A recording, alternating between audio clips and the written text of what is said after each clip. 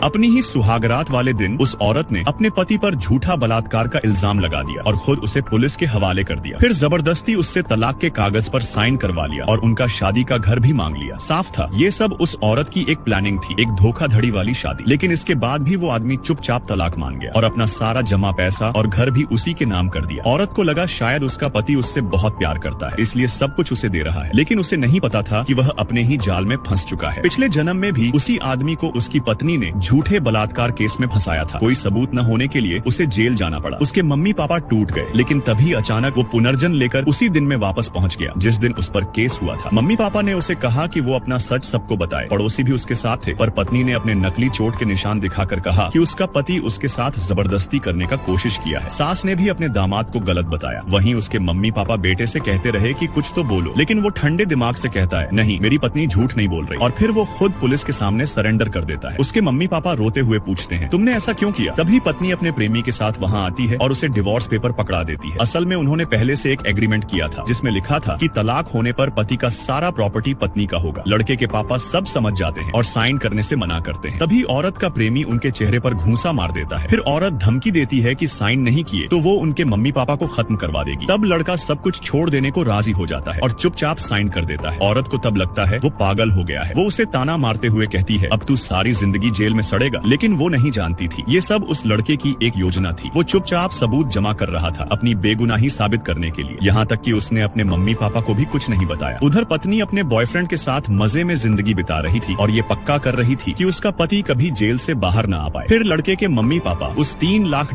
के दहेज की रकम वापस लेने जाते हैं, लेकिन औरत उन्हें अपमानित करती है। यहाँ तक कि एक वीडियो रिकॉर्ड करती है जिसमें ऐसा लगे कि वो लोग अपने बेटे का जुर्म कबूल करने आए हैं। वो साफ कहती है, मैं देख लूंगी कि तेरा बेटा कभी बाहर न आए। लेकिन उसे क्या पता था उसकी ये सारी बातें रिकॉर्ड हो रही थी। मम्मी पापा तो बस सबूत जुटाने ही आए थे। अगले दिन वो रिकॉर्डिंग अपने बेटे को दे देते हैं और सबूत मजबूत करने के लिए लड़का उनसे पूछता है कि उनके साथ क्या हुआ। वो सब बताते हैं कि उसकी बीवी ने कैसे उनके साथ मारपीट की और धोखा दिया। वो सारी बातचीत भी लड़का चुपके से रिकॉर्ड कर लेता है। कोर्ट की सुनवाई वाले दिन औरत लाइव आकर अपने नकली जख्म दिखाती है और कहती है कि वो बेकसूर है। यहाँ तक कि कहती है कि सास ने उसे घर से निकाल दिया। अब लोगों की सहानुभूति भी लड़की की तरफ चली जाती है, जैसा लड़का चाहता था, क्योंकि जितना बड़ा ड्रामा उतनी बड़ी गिरावट। तभी लड़का सारे सबूत लेकर कोर्ट पहुंचता है।